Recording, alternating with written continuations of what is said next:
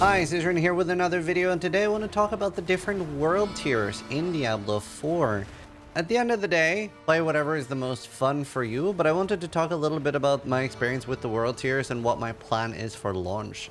Progression in the later stages is very clear cut for Diablo 4, and that unlocks certain content. Like from what we understand, unique items don't drop until world tier 3.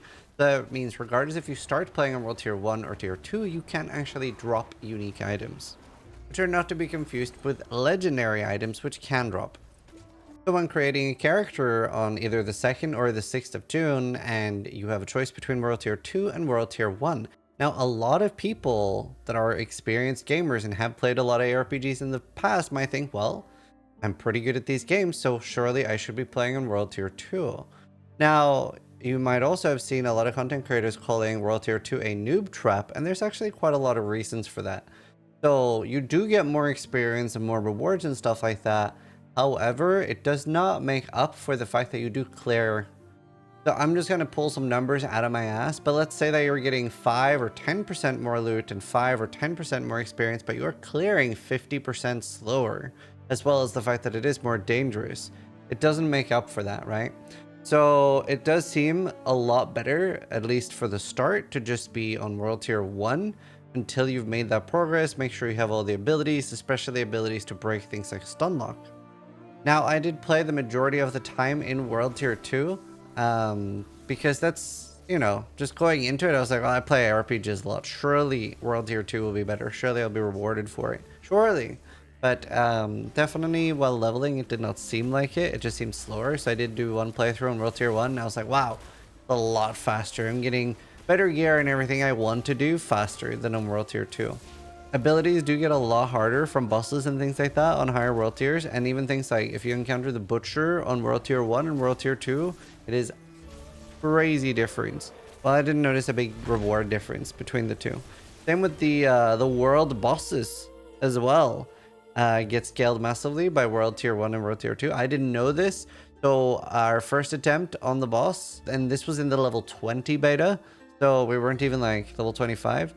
It was very hard on World Tier 2 because so many people were dying and weren't able to get a lot of damage in. We got him down to like 5% or something with like 9 of us. Very hard. Are you looking for a PC for the upcoming year? We're having the golden age of ARPG coming up on us and a lot of new games coming out. If you're looking for a new PC, the Horizon line offers a great PC for the everyday gamer. Then you have the Voyager line for content creators and people really looking for a top-of-the-line PC. But while the logo might give you a hard time, the PCs will not. If you're looking for pre-built PCs, I'm using one myself. They've been really great so far. Can't go wrong with this one. Give yourself an edge for the upcoming year of game releases by heading over to starforgesystems.com and grab one of the best PCs in the universe. But with that being said, there are still times where it's worth to consider World Tier 2. So if you're just grinding a dungeon, like for example, doing the XP part of dungeons with like early resetting, which now sadly you do have to wait outside the dungeon for a minute. What people have been doing is they'll do the main XP part of the dungeon, go outside and do a event for the gamble mechanic currency, and then they'll go back in.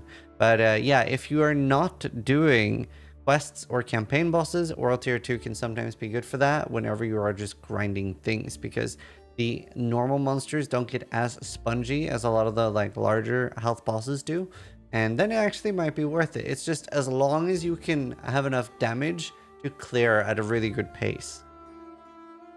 That is most likely what we're going to do. The current plan is I'm going to be playing with Steel, Noogie, and Karn at launch, and we're going to try to get things like, you know, the first world bosses on hardcore, first level 100, and try to get everything done and be the first people to do it.